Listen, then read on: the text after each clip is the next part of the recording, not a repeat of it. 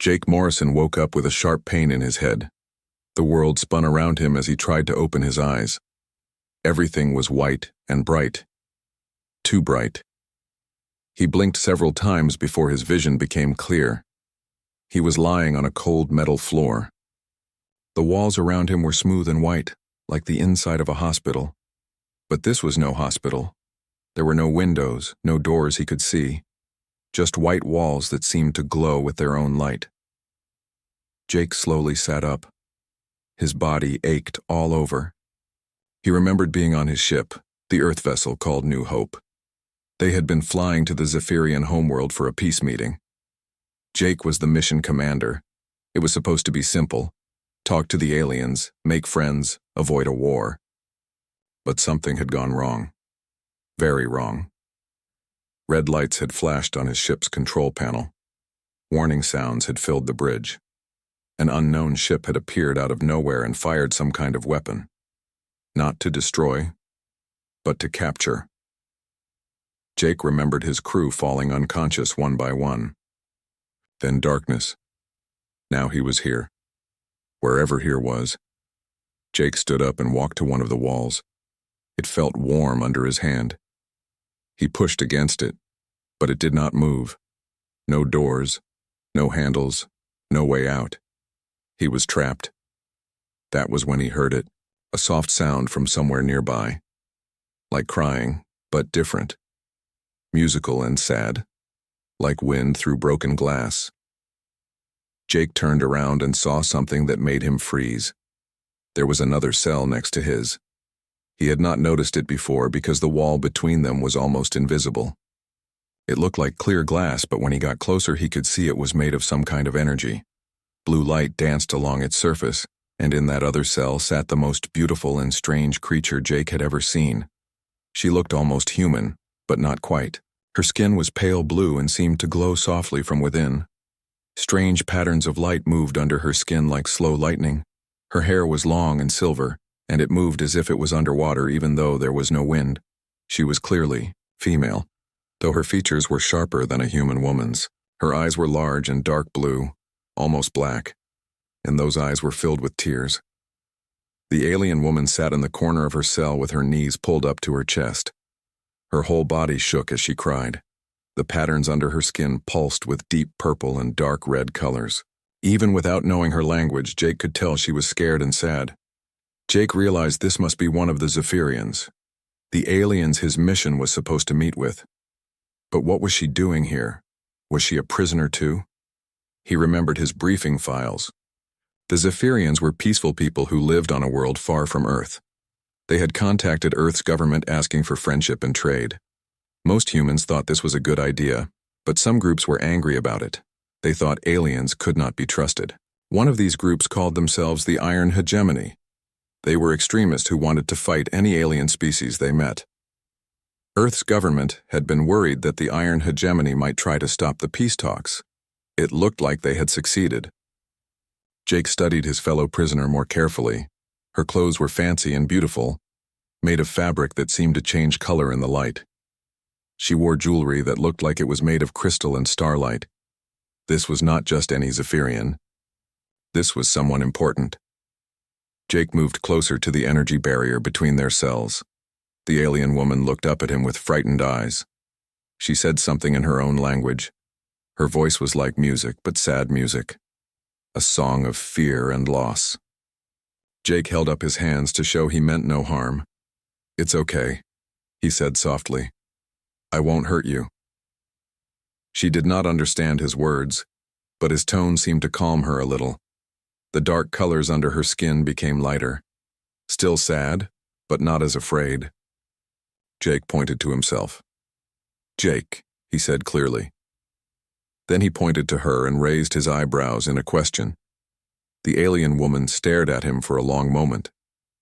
Then she pointed to herself and made a sound like singing. "Lyra," she said, though it sounded more like a melody than a name. Princess Lyra.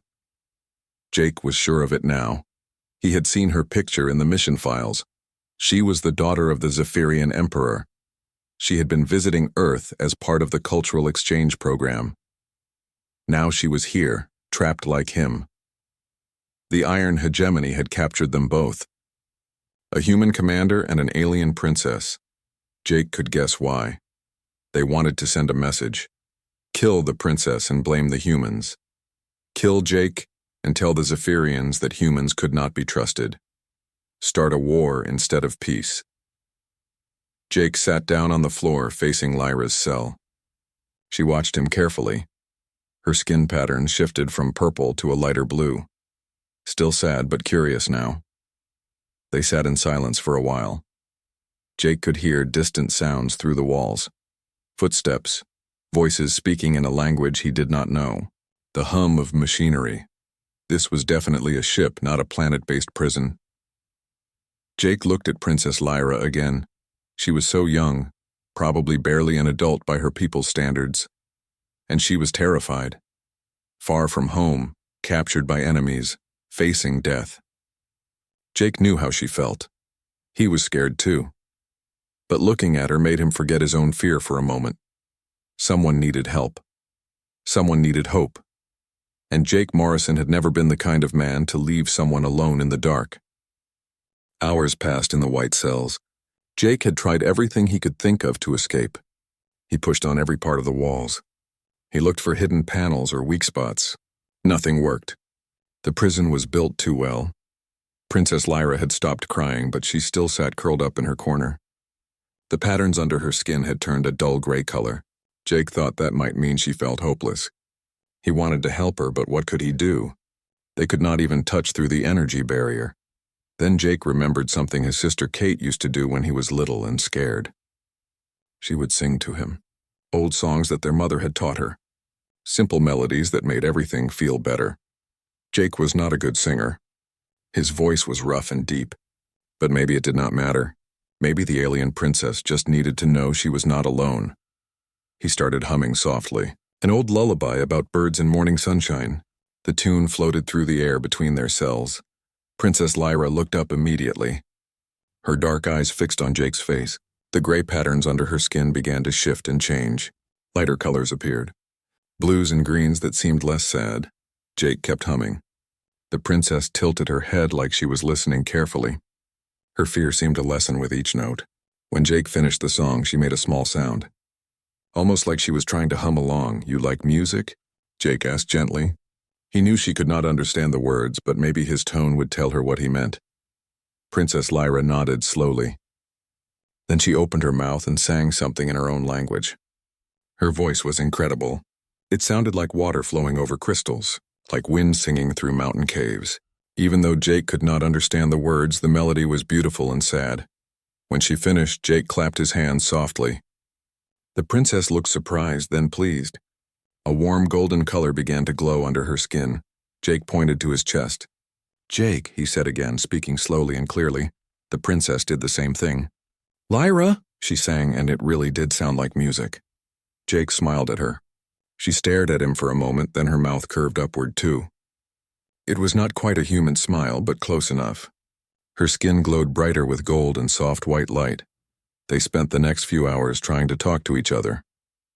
Jake would point to things and say their names in English. The wall, the floor, his hand, his eyes. Lyra would repeat the sounds, though they came out strange in her musical voice. Then she would teach him words in her language. Jake learned that Zara meant light. Vela meant peace. Kieran meant friend. Each word sounded like a small song when Lyra said it. Lyra learned human words too. She had trouble with some sounds, but she was smart and learned quickly.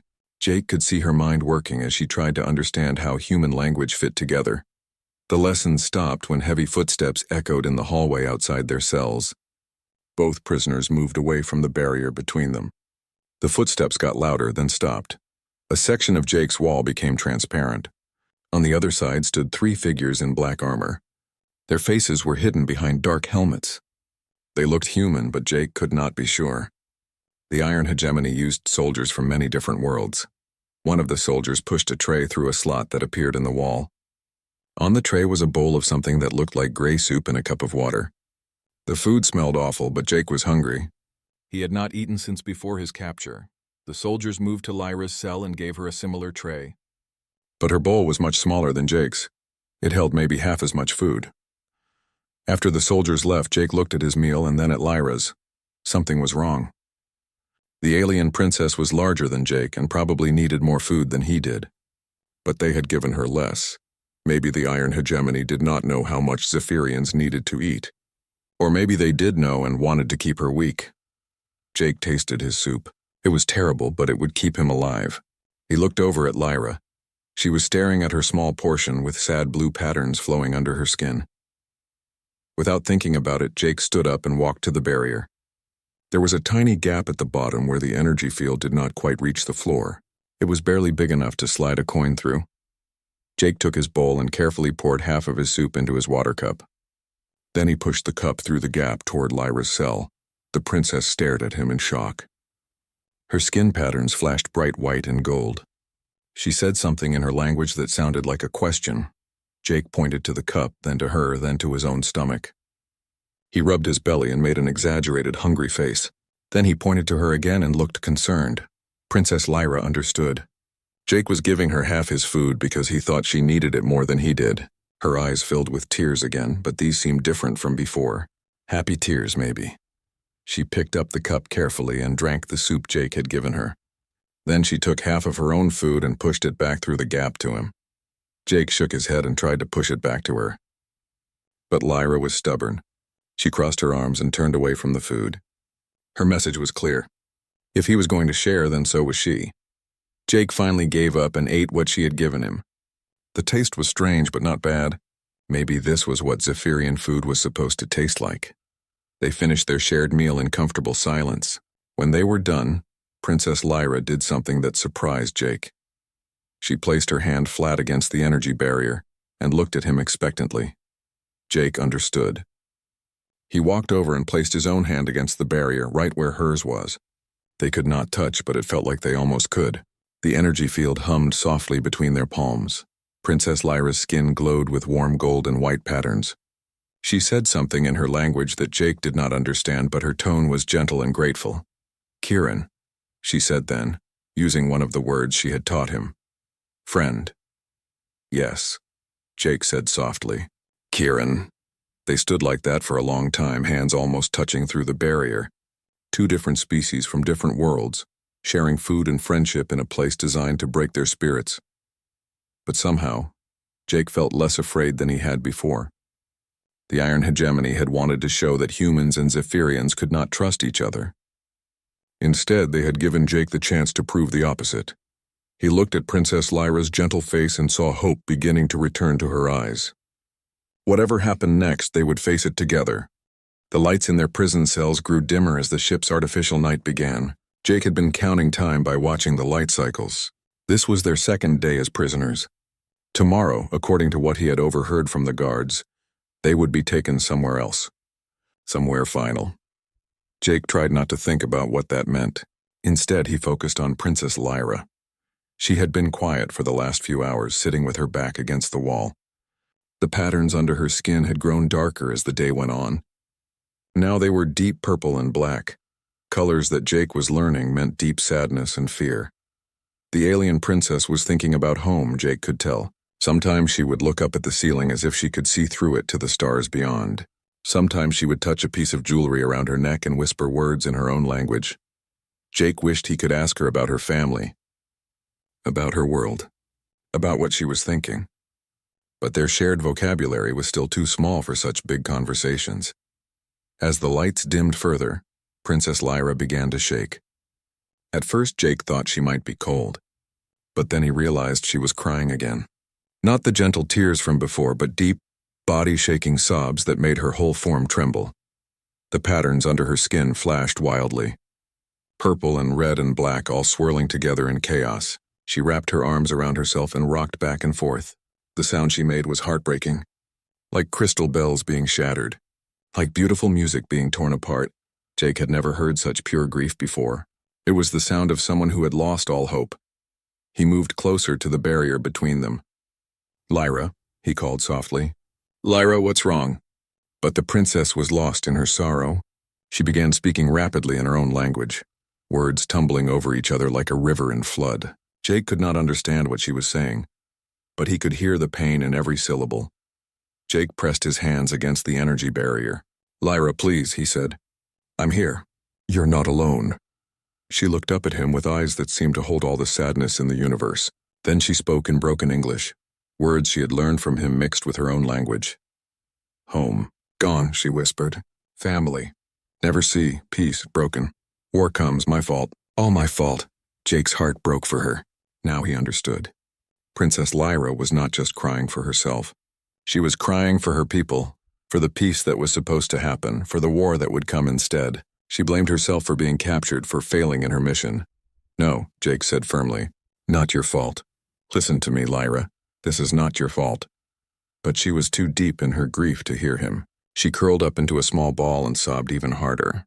The patterns under her skin flashed so brightly and quickly that they hurt to look at. Jake felt helpless. How could he comfort someone when he could not even touch her? How could he explain that she was not to blame when they barely shared a language? Then he remembered something his grandmother used to tell him when he was young, and the world seemed too big and scary. She would say, "Jake, sometimes you don't need to fix everything. Sometimes you just need to be there." So Jake sat down on the floor right next to the barrier. He began to talk, not trying to teach her words or ask her questions. Just talking, letting his voice be a steady presence in the darkness. "My name is Jake Morrison," he began. "I grew up on Earth in a place called Colorado. That's where the mountains touch the sky. When I was little, I used to climb those mountains with my sister Kate. She was always braver than me."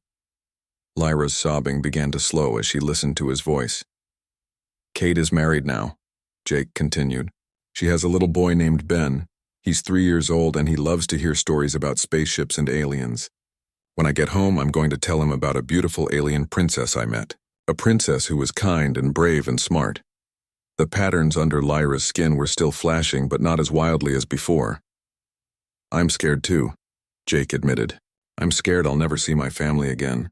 Never see Earth's blue skies or smell rain on the mountains. But you know what? Meeting you makes me less scared. Because now I know that there are good people in the universe, even if they look different from me." Princess Lyra raised her head and looked at him. Tears still ran down her face, but she was listening. "The Iron Hegemony thinks they're proving that humans and aliens can't be friends," Jake said. "But they're wrong, look at us. We can't even speak the same language properly, but we're friends. We shared food. We tried to help each other. That's stronger than their hate." Jake moved until he was sitting right against the barrier. He placed his hand on the energy field where it was closest to Lyra. "They want us to be afraid of each other," he said. "But I'm not afraid of you. You're not afraid of me, are you?" Lyra slowly shook her head. The chaos under her skin was settling into softer colors, still sad but calmer. "Your people and my people, we're going to be friends," Jake said with quiet certainty. "Even if the Iron Hegemony kills us, others will carry on our work. Peace will come. I believe that."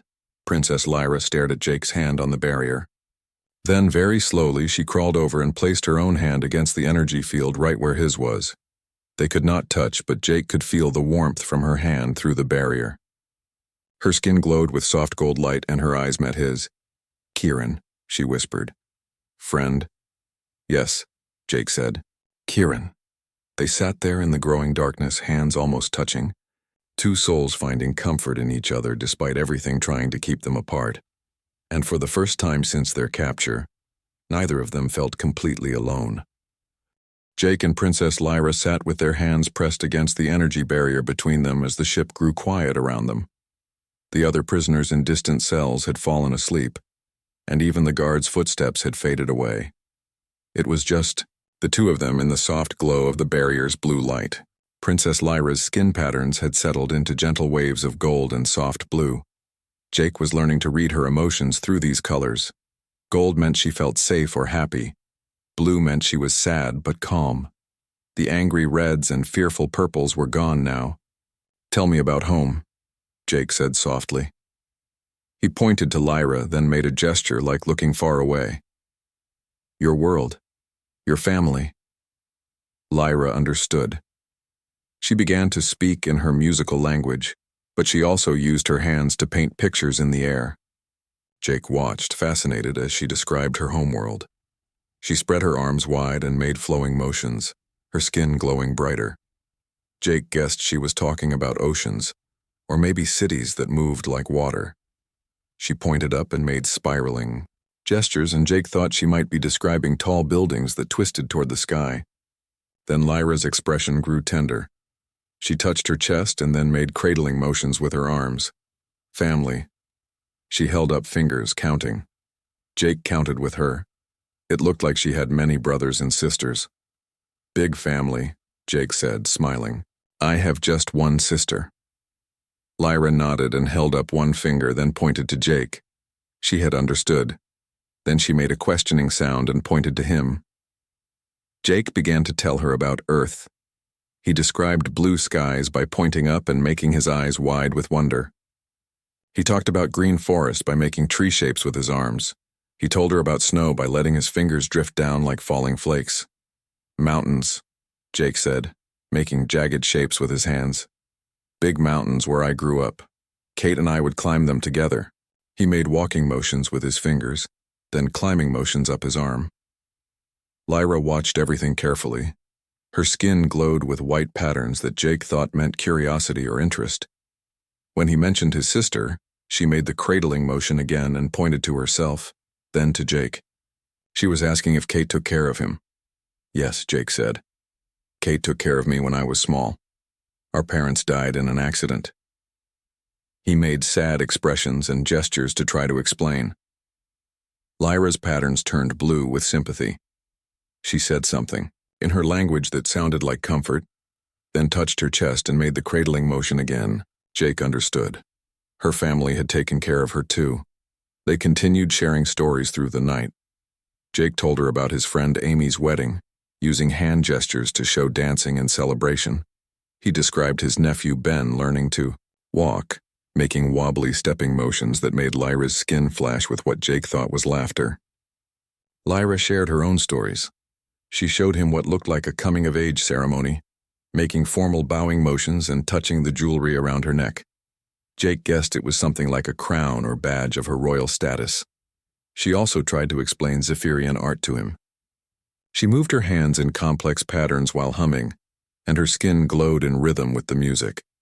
Jake realized she was describing some kind of performance where the artists used their bioluminescent patterns as part of the show. Beautiful, Jake said, and meant it. Even just her small demonstration was amazing.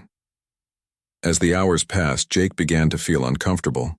The position he was sitting in, pressed against the barrier with his hand raised, was making his back and shoulder ache. His legs were falling asleep. But every time he started to move away, Lyra looked worried. Her skin patterns would shift toward purple, and she would press her hand more firmly against the barrier. Jake realized that this connection was important to her. It was the only comfort she had in this frightening place. So Jake stayed. Even when his muscles cramped and his back screamed in pain, he kept his hand against the barrier where Lyra could touch it. He shifted his weight carefully and found new positions that let him maintain contact without moving his hand away. Lyra noticed his discomfort. She said something in her language that sounded concerned and pointed to his awkward position. Jake just smiled and shook his head. I'm okay, he said. Don't worry about me. But Lyra was smart. She could see that Jake was suffering to keep their connection. Her skin pattern swirled with new colors that Jake had not seen before.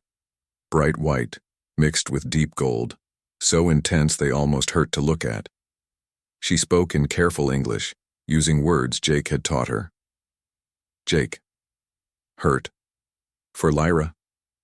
Jake understood what she was asking. Why was he willing to be in pain just to keep touching the barrier? How could he explain that sometimes taking care of someone else was more important than being comfortable? You are my friend, Jake said simply. Friends help friends. Lyra stared at him for a long moment. Then she began to sing something in her language. It was different from her other songs, more formal, like a prayer or a promise. As she sang, her skin blazed with pure white and gold light. Jake did not understand the words, but he felt the meaning. She was thanking him. More than thanking him. She was recognizing something in him that maybe even he had not known was there. Other prisoners in nearby cells began to wake up as Lyra's song continued. Jake could hear movement in the darkness around them, Whispers in different languages, both human and alien voices, all listening to the alien princess sing about the human who would not let her be alone. When Lyra finished her song, the cells around them were completely quiet. Everyone was listening. Everyone had heard something they had never expected to hear in this place of hate and fear. They had heard hope. Jake felt tears on his own cheeks. He had not meant to do anything special. He had just tried to be kind to someone who needed kindness. But somehow that simple act had become something bigger. "Thank you," he whispered to Lyra. She tilted her head in confusion. "Lyra thanks Jake," she said carefully. Jake shook his head. "No. Thank you for letting me help. Thank you for being my friend." Princess Lyra's skin glowed so brightly that it lit up both their cells. She pressed both hands against the barrier now, and Jake did the same. For a moment, it almost felt like they were really touching. As dawn approached on the ship's light cycle, Jake knew that everything was about to change. Soon the guards would come. Soon they would face whatever the Iron Hegemony had planned for them, but it did not matter anymore. In one night, a human and an alien had proven that friendship was stronger than fear. Love was stronger than hate. Understanding was stronger than prejudice. Whatever happened next, they had already won. The artificial dawn came slowly to the prison ship. Lights grew brighter in careful stages, copying the sunrise of some distant world. Jake and Princess Lyra had not slept at all. They had spent the whole night talking, sharing, and keeping their hands pressed against the barrier between them. Jake's body ached everywhere, but his spirit felt strong. He looked at Lyra and saw that something had changed in her too. Her skin still glowed with soft gold patterns, but there was something new in her posture. She sat straighter now. Her chin was raised. The helpless, frightened princess was gone. In her place sat someone who looked ready to face whatever came next. "Today," Lyra said in careful English. She had learned many new words during their long night together. Yes, Jake agreed. Today. They both knew what today meant. The guards had talked about it yesterday in languages they thought the prisoners could not understand. But Lyra spoke more human languages than just English, and Jake had learned some words in other tongues during his diplomatic training. Today they would be taken to the Iron Hegemony's main base. Today they would be killed publicly to send a message to both their peoples. The extremists wanted to prove that humans and aliens could never be friends. Jake squeezed his hand tighter against the barrier. "Are you scared?" Lyra considered the question seriously. Her skin patterns shifted and swirled as she thought. "Yes," she said finally. "But not alone scared. Scared with friend?" Jake smiled. Even facing death, she was thinking about their friendship. Scared with friend is better than scared alone. "Yes," Lyra agreed. "Much better." Heavy footsteps echoed in the corridor outside their cells. More footsteps than usual. Many guards were coming. Jake and Lyra stood up together, still keeping their hands pressed to the barrier. Around them, other prisoners were waking up and moving to the walls of their own cells. Everyone could feel that something important was about to happen. The footsteps stopped outside their cells. A section of wall became transparent, revealing a dozen armed guards in black armor. Behind them stood a tall figure in fancier armor with red decorations. This had to be a commander or leader. The leader spoke in the common trade language that most spacefaring people understood. "Prisoners 7749 and 7750, you will come with us now." Jake looked at the numbers painted on their cell walls. He was 7749. Lyra was 7750. Not even names to these people, just numbers. "Wait," Lyra said suddenly. She spoke not in English, but in the same trade language the leader had used. Her voice carried the authority of someone born to command. "I am Princess Lyra of the Zephyrian Royal House. Before you kill me, I have something to say." The guards shifted nervously. Even the leader seemed surprised. They had expected a frightened alien girl, not a princess who spoke with royal authority. "You have nothing to say that we want to hear," the leader replied. "My people will want to hear it," Lyra said firmly. "Your own people will want to hear it. Are you afraid of the words of one small princess?" Jake watched in amazement as Lyra faced down their captors. Her skin blazed with white and gold light, making her look like a figure from legend. This was what a real princess looked like when she chose to use her power. The leader was quiet for a moment. Then he laughed. Fine, speak, alien. Let everyone hear your last words. Lyra stepped back from the barrier and faced the guards directly. When she spoke, her voice carried clearly through the prison area. Every prisoner, human and alien alike, could hear her. I came to your worlds as a friend, she began. I came believing that different peoples could understand each other. Your iron hegemony captured me to prove that friendship between species is impossible. She turned and looked at Jake through the barrier. But you have failed. In this place of hate, I found friendship. This human, Jake Morrison, showed me kindness when he had nothing to gain from it. He shared his food when he was hungry. He comforted me when I was afraid. He stayed awake all night just to keep me from feeling alone. Lyra's skin glowed brighter as she continued. You wanted to prove that humans are violent and selfish. Instead, you proved the opposite. This human chose compassion over comfort. He chose friendship over fear. Around them, other prisoners began to move. Jake could hear whispered conversations in the cells nearby. Humans and aliens talking to each other, maybe for the first time. The Iron Hegemony leader tried to interrupt. Enough of this nonsense. I am not finished, Lyra said with royal authority that made even the armed guard step back. I choose to trust this human. I choose to call him friend. I choose to believe that our peoples can live in peace. She looked directly at the leader. Kill me if you must. But you cannot kill the friendship we have made here. You cannot kill the trust between us. Others will see what we have proven, and they will know that you are wrong. Something was happening in the other cells. Jake could hear more voices now. Humans and aliens calling out to each other. Some were sharing names. Others were offering comfort or help. The sight of a human and an alien standing together as friends was spreading like fire through the prison. One of the guards spoke urgently to the leader in a language Jake did not recognize. The leader's body language showed surprise and anger. What is he saying? Jake asked Lyra quietly. Lyra listened carefully. He says other prisoners are refusing to cooperate. Humans and aliens are protecting each other. The guards cannot control them anymore. Jake smiled. Their friendship had done something the Iron Hegemony had never expected. It had given hope to everyone around them. The leader pointed angrily at Jake and Lyra. Open the cells. Take them now before this spreads further. Energy barriers began to flicker and fade. Jake felt a moment of fear, but then Lyra did something amazing.